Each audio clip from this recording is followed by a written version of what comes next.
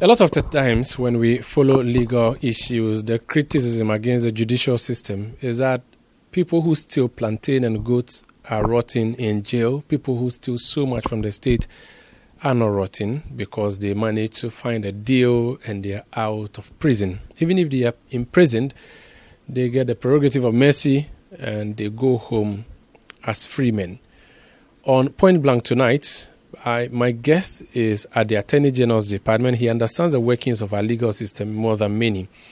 And I'm going to engage him on the latest issue that has come up in relation to someone who ought to have gone to jail, but who is paying to be out of jail. My name is Umaru Sandamado, and you're welcome to Point Blank on Eyewitness News. My guest is Deputy Attorney General Honorable Alfred Tua Yeboah. You're welcome to Point Blank. Thank you, my brother. How are you doing? I'm doing so well, and you? I'm fine. I mean, I know that people are not guilty until they are proven so. So when I say someone ought to have gone to jail and he's not going to jail, I think I'm not misquoting the judge, have I? You have not, because that person is now a convict. Okay. So he's been convicted for stealing. So you can say he ought to have gone to jail, but he's not in jail. So the person we are referring to here, for those who have not been following the news, is Ato Essien, Emmanuel Ato Essien. He was founder of the bank that collapsed alongside UT Bank, Capital Bank, that's a name. He has been going for trial, or he's been on trial for 3 years, and at the last minute, the state announced that there was a deal that had been reached, which deal would mean that he will not go to jail even if he found guilty. Walk us through how you took those steps, the proposal. Was it from your side that you said to him, listen, if you don't take care, you go to jail, bring money so we let you go? Or he came and said, listen, I think I'll go to jail, but I want to pay. How did it work, and what law did he use? Thank you very much.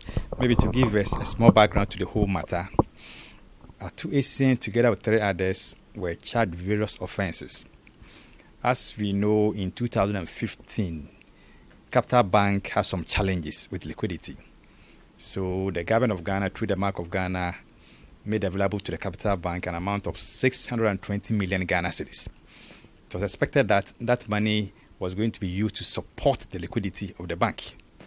And instead of using the entire amount of money to support liquidity position of the bank, Ato Essien and others decided not to use the entire amount, but to take an amount of 192 million Ghana cedis out of that amount to do other things.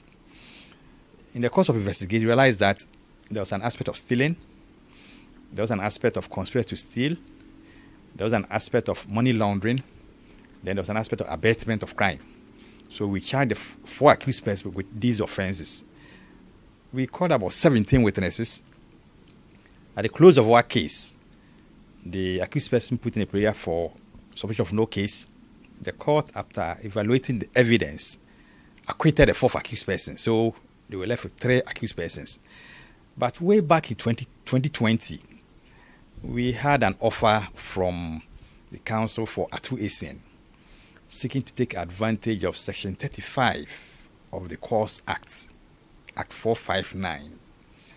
And that's section to the effect that if you are charged with an offense which has led to an economic loss to the state or an agency of the state, then you could come to court or you could approach the prosecution, make an offer of compensation or restitution and reparation. So counsel for Ato Essien made an offer in 2020 in respect of restitution and reparation. During that time, he admitted having stolen 27.5 million Ghana cedis. We had charged Ato Essien with various counts, and as I said, our total amount was 192 million Ghana cedis. But he said he was admitting only 27.5.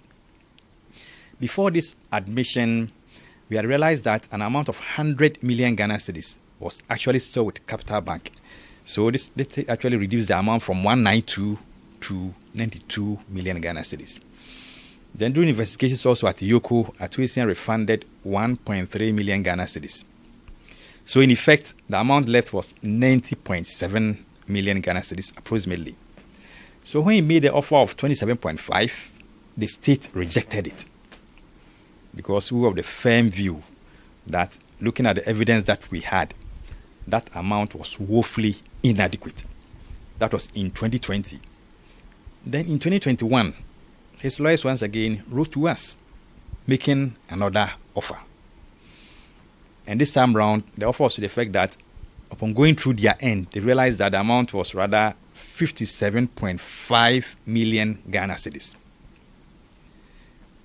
And in that letter, they also indicated their readiness to offer reparation in the sum of 12.5 million to make it 70 million Ghana cedis.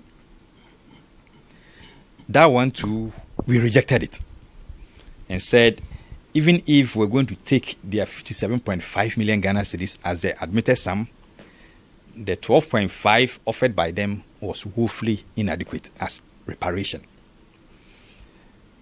Meanwhile, we were also prosecuting the matter.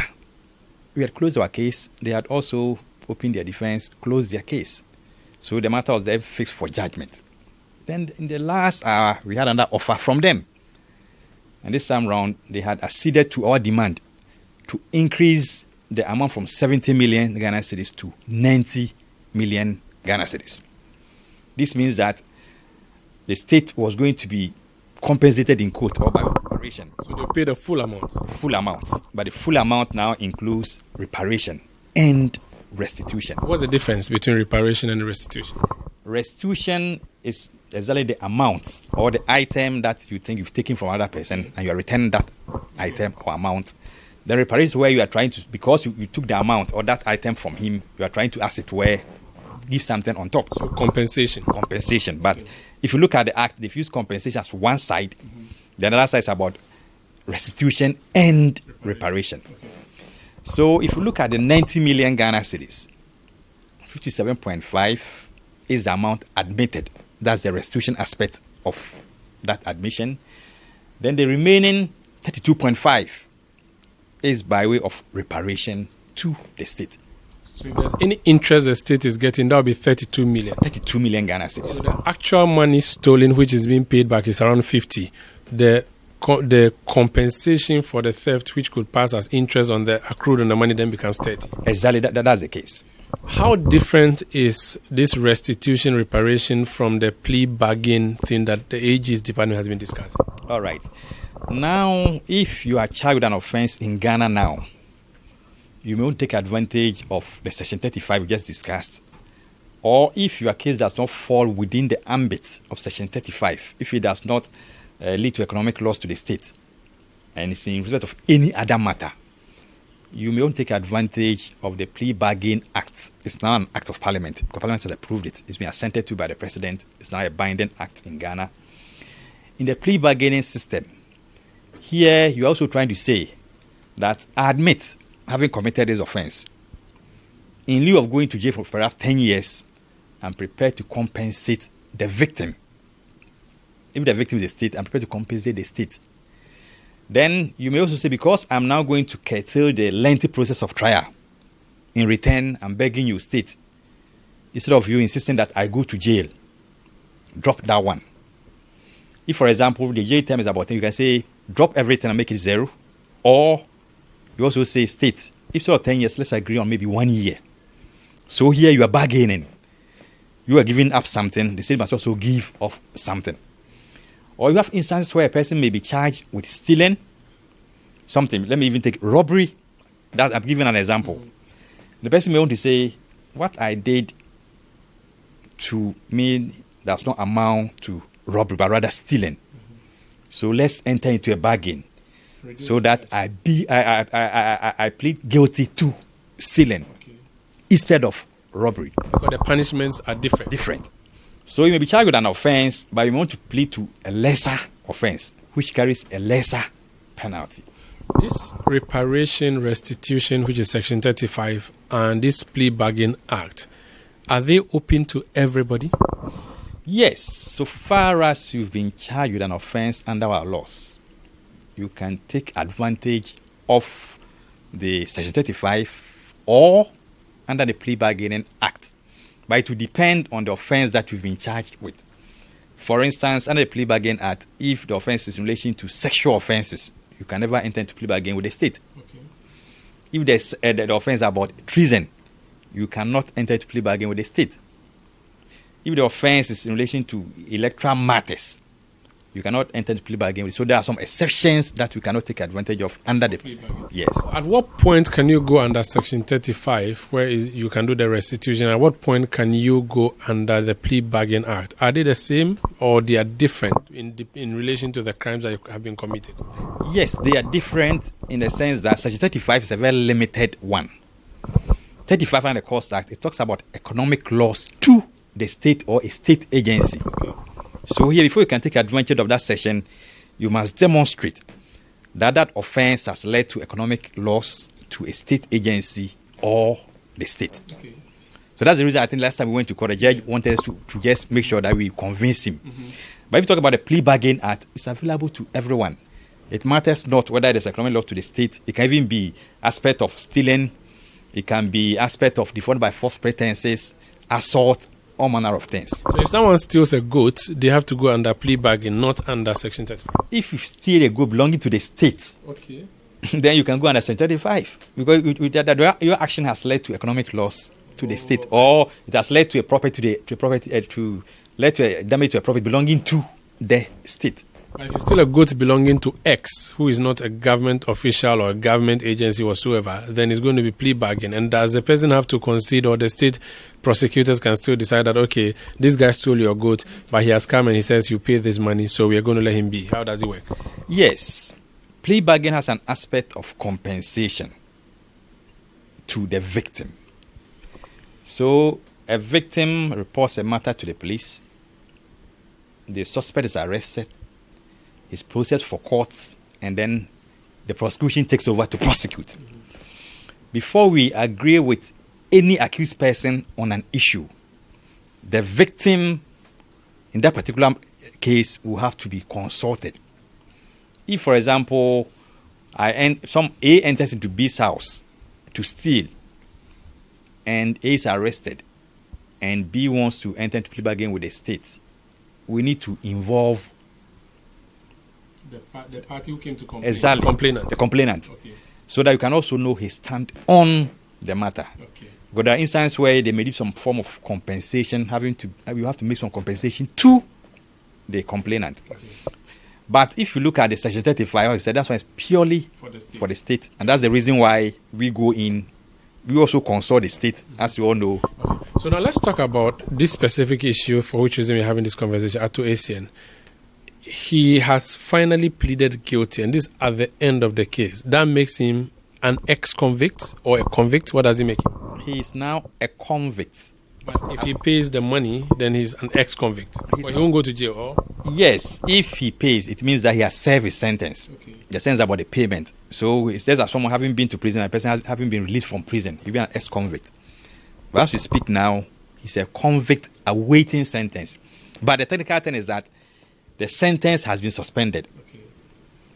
If he's able to go by the terms of the agreement, then he walks home. The proposal he put before government goes all the way to next year, I think December or so, where he's going to be paying in installments. So it means he is walking home free man today. But if he fails to make that payment by December 2023, then you can bring him back to the court and say, the court, he has failed to pay, so we want you to jail him. Yes, it's not even about December 2023. If next year by the 28th April, he has even paid 19.99 million Ghana cedis, short of 1 peso, you will cause his arrest, take him to court, then automatically the outstanding sum becomes payable. The whole sum becomes payable. If he doesn't pay, then the court in its wisdom and through his discretion impose a custodial sentence on him. There are some privileges that are not accorded to someone who has served a sentence before or someone who has been convicted. Now that he's a convict and may become an ex-convict, what privileges can he not enjoy? For instance, can he be a director of a next bank as he is a convict now, or even after he becomes an ex-convict? Yes, he's now a convict. It carries with it a lot of limitations on his movement, not physical movement, when it comes to one. If you look at Act 930, the Banks and Special Deposit Taking Institutions Act, Act 930, he cannot be a director of any financial institution. He cannot hold any management position in a financial institution. If you take our constitution, because stealing involves dishonesty, he cannot be an MP. He cannot be a minister of state. As for the president and vice president, automatically he cannot. He can also not be a chief if he's a royal. He has been convicted for an offense involving dishonesty. If you take our Companies Act, because he has been convicted for stealing, he cannot be a director in any company. And this is in perpetuity, or there is a period, a statute of limitation? If you look at the Constitution, some of them have some limitations, 10 years. So for the next 10 years, you have to. You can't do that. He has to wait. And if you have to speak now, the judge even indicated it in court today. His passport is still with the court. He's still on that kind of restriction. He cannot travel outside the country without the permission of the court until he finishes paying the money. What do you say to critics who say you allowed him work because of his status in society, and that you are running a caste system? And when I say you, I mean the judicial system, are running a caste system where some people suffer for offenses they've committed, others do not. And this instance is a clear case. That position is not tenable. People sometimes have the opinion that it is only the well-to-do society who are protected by the laws. No. You can be rich, you can be poor. So far as you take advantage of a provision in the law, nobody can blame you. Now, this is not the first time that Section 35 has been invoked. There have been other cases. And if you go to the regions, as a private legal practitioner way back then, there were instances where some clients took advantage of the Section 35, and even some of the clients were even charged with murder. But we entered into bargain with the state, and the charges were reduced from murder to manslaughter. But people do not want to take advantage, because the thinking has been that just let the prosecution prove their case. If they are not able to prove it, then they walk free. So it matters not the position of Ato Essien. He decided to take advantage of the law, and he gave an offer that the state considered to be reasonable, and this is where we are today. And let me take you back. Now, those who followed the quality grain case somewhere in 2001, Mr. Kwame Pepra and the rest, in that case, the judge, Justice Afre, made an indication that he was surprised that the accused person then did not take advantage of Section 35. You can remember some of the accused persons making the case that they were not feeling well after the conviction, so the court should deal with them in a particular way. They were expecting them to have taken advantage of Section 35. The same way, yes. Malami said his case too, there was an indication of that sort. So the law has been there, but people are not taking advantage of same. Since 92. So anybody can really do that if they wanted to. Now, what was the purpose of the judgment as delivered by the judge then? If a decision, an agreement has been reached by your side, and I'm referring to the state now, and the accused person, why was it still necessary for a judgment to be read? Yes, if you look at Section 35, the state may agree with an accused person. That agreement is not final. Okay. That agreement is subject to satisfaction of the judge. Mm-hmm. So if the judge is not satisfied, he may choose to throw away the agreement, or he may choose to tell you, unless you amend this clause to read this, I'm not going to endorse it. So that's the very reason why everything has to be brought to the notice of the judge for him to be satisfied first. Then after the judge has seen that he's satisfied with it, that doesn't end the matter. The accused person must plead guilty to all the charges that he's agreed to plead guilty. So he pleads guilty, and the judge will have to record the plea and thereafter convict the accused person on his own plea. Okay.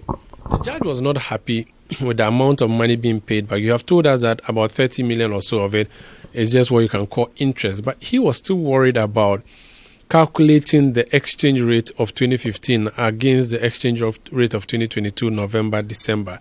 He thought that the state was being shortchanged. How were you able to convince the judge that the state was not going to lose money?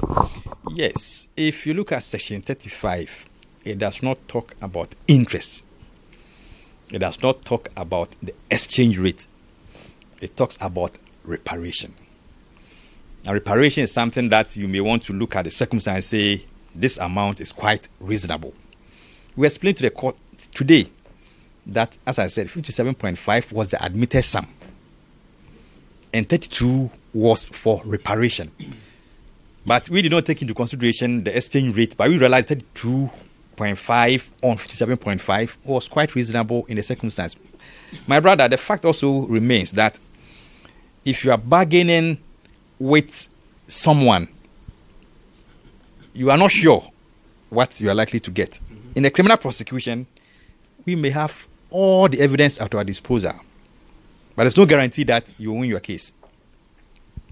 So even though you had come to the end of the case, judgment was going to be delivered, you still had a 50% chance of losing this stage where you lose the case and you lose that money. So Ebeko go the anchor corner. You see, it's possible. Today there were 3. 2 of them were acquitted and discharged. He could have also been acquitted and discharged if he hadn't pleaded guilty. It's possible. So if you had not been acquitted and discharged, they still have earned 0. So in bargaining, you don't have to assume that your case is 100%. You can never be sure. You can never be sure. So that's the reason why when we got to that stage, we realized that fine, we're convinced about winning our case, but we weren't 100% because we were not ones to deliver the judgment. So looking at the probabilities, we said, fine, if you are adding 30.5 million cedis, then it sounds a bit reasonable. But what about the cost of prosecution? So who pays for that? That one is the state. That's why we are. But that means you've still lost money. That's why we're being paid by the state. For example, the 2 acquitted and discharged, we had to waste our resource, but they still acquitted and discharged. Yes. Did they get acquitted in relation to anything he may have done or has not done? Is it because he pleaded guilty, and I say Ato Essien has pleaded guilty and has accepted to pay restitution? Is that why? Or the 2 was not connected in any way? Not connected in any way. The judge had written his judgment, but he told the court the last time he came. Yeah. And from his assessment, the second accused and the third accused persons, they were charged with, in fact, the second was charged with conspiracy to steal. That's conspiracy with Ato Essien. He was also charged with stealing an amount of 30 million Ghana cedis. And don't forget that 30 million Ghana cedis forms part of the 90.5 that we've been fighting in court. He was also charged with money laundering. The court evaluated the evidence and came to a conclusion that he had not conspired with Ato Essien. He had not also stolen 30 million Ghana cedis, and he had not laundered any money. So, in effect, that amount, the court has come to a conclusion that that amount was not stolen. If there's a strict argument again that there are forces beyond your control that ran this case, and that is why Ato Essien had to go because of the bank he was representing and who his godfather may be and so on, what would you say? Oh, wow, that cannot be the case. As I said, this one started in 2020. He made a lot of offers to us, but we wanted to get ourselves convinced first. And if you notice, last time we went to court, he even paid 30 million out of the 90. We insisted that if he was not ready to pay 30 million, 1/3 of the amount, we won't even accept the 90 million Ghana cedis. So he's shown good faith. Good faith. So we've been so insistent on the fact that nobody can actually influence us. You have other people who were involved in the financial sector cleanup, people who caused the collapse of banks. So UT is down, Capital is down, a number of other banks are down. What happens to all these persons? There are some of them which are criminal, others are civil. How is that going for you? Yes. Some of them are in court now, facing prosecution. The UT Bank is in court now. The Unibank, there are some people in court now. Beige Bank, the gentleman is in court now. We are also now looking at the savings and loans at the microfinance. And in fact, to tell you the truth, IOCO and the other investigative bodies have done so well. They've done extensive work on these financial institutions. So we are preparing the dockets. Last month, Beige Capital was in court. Very soon, another one may also. So we are just rolling them one after the other. Our mission is to ensure that we prosecute and, if possible, recover. This restitution thing and the plea bargain thing is a law. But I remember when the judge, you announced to him that you had come into an agreement at Ato Essien, he was so worried that he even talked about the venture capital case, he said that when he read that, he wept. It means that he thought that the state was being shortchanged. How far with that case? Yes, venture capital. Some people were taken to court. And they also took advantage of the Section 35. The state agreed with them. And I think they were to pay over 14 or 30 million, I'm not very sure, 30 to 50 million Ghana cedis. That was the agreement reached between the state and the accused person. Now, when we went to court, after filing, just like this one, after filing it, and we went to court, the judge said he was not satisfied with the arrangement. In actual fact, subsequently, the judge varied the terms of the agreement. In that variation, the first accused person, I think Mr. Duku, he had offered his property. He has some property in Kumasi and in Accra. The judge, having been notified by the defense that they had his property, in his wisdom, ordered that that property should be auctioned by the state in satisfaction of that sum. That was it. And we've done the valuation of the property. We've caused the adverse to be made. Auctioneers are on site. The last time they came, it was about the values placed on the fee, on the property. So the way things are going, the last step we will be taking is to go back to court for the reserve price to be reviewed so that we can auction those property to pay for that amount. So you said that dockets are being prepared. On the case of Unibank, are we going to see Dr. Kwabena Dufo in court in the dock? He's already in court. Will he be standing in the prosecution's box, or will you be questioning? When his time comes. When would that time be? Now, we have to first and foremost lead evidence to establish our case. If we close our case and the court comes to a conclusion that there is prima facie case, then he'll be called upon to open his defense. He's currently planning to run as flag bearer of the NDC. Would that have any consequence on your actions? When it comes to criminal prosecution, it matters not. You're not worried about political prosecution? Not at all, because it started way back. If, for example, we're going to commence the prosecution now, that's when we say, because he wants to contest. This one has been pending since 2020. We wish you all the best and thank you for speaking to us. You're welcome, my brother. That's Deputy Attorney General Honorable Alfred Tuah speaking to us on the specific case of Ato Essien and the other issues around plea bargain and restitution and so on, how people can take advantage of the judicial system not to sleep in jail like Ato Essien is not going to do tonight, even though he has stolen, and I'm sure I'm allowed to use that word, he stole state money, but he has promised to refund same. That would be it for Point Blank on Eyewitness News tonight. My name is Umaru Sandamado. Thank you for listening. Stay with 97.3 Citi FM, relevant radio always. My production team tonight, Beverly London, Sami Wiafi, Fred Jabano, and Hansin Ajiman, as well as a new media team of Citi TV and Citi FM. Have a great evening.